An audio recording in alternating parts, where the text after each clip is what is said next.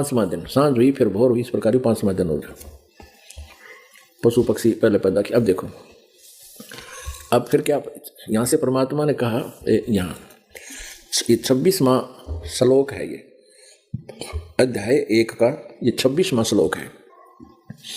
फिर परमेश्वर ने कहा, हम मनुष्य को अपने स्वरूप के अनुसार अपनी समानता में बनाए, और वे समुद्र की मछलियों और आकाश के पक्षियों और घरेलू पशुओं और सारी पृथ्वी पर और सब रेंगने वाले जंतुओं पर जो पृथ्वी पर रेंगते हैं अधिकार रखें।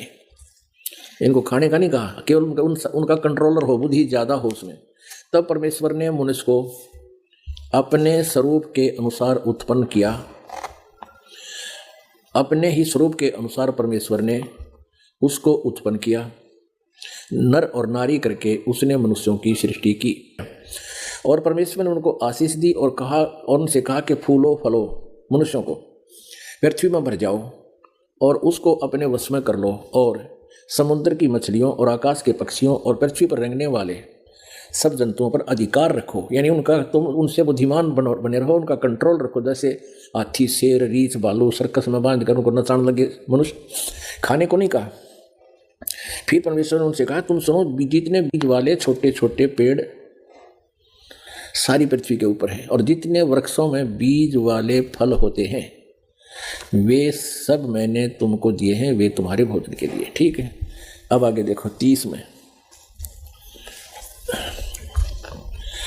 और जितने पृथ्वी के पशु और आकाश के पक्षी और पृथ्वी पर रेंगने वाले जंतु हैं, उनमें जिनमें जीवन के प्राण हैं, उन सब के खाने के लिए मैंने सब हरे हरे पेड़ दिए हैं। और वैसा ही हो गया। तब परमेश्वर ने जो कुछ बनाया था सबको देखा, तो क्या देखा कि वह बहुत ही अच्छा है। तो था सांझ हुई फिर भोर हुई, इस प्रकार जो 6वां दिन हो गया। यूं आकाश और पृथ्वी और उनकी सारी सेना का बनाना समाप्त हो गया। और परमेश्वर ने अपना काम जिसे वह करता था 7वें दिन समाप्त किया, और उसने अपने किए हुए सारे काम से 7वें दिन विश्राम किया। और परमेश्वर ने 7वें दिन को आशीष दी और वो पवित्र ठहरा। 7वें दिन परमात्मा ने विश्राम किया। अच्छा, और 6 दिन में सारी रचना रचकर 7वें दिन वो परमात्मा तो चला गया, इस काल को ये पृथ्वी आधी देकर कहाँ चले गए? अपने सतलोक में तख्त पर जा विराजे, तख्त पर जा विराजे। तो दर्शकों, अभी आपने सुने संत रामपाल जी महाराज जी के विचार।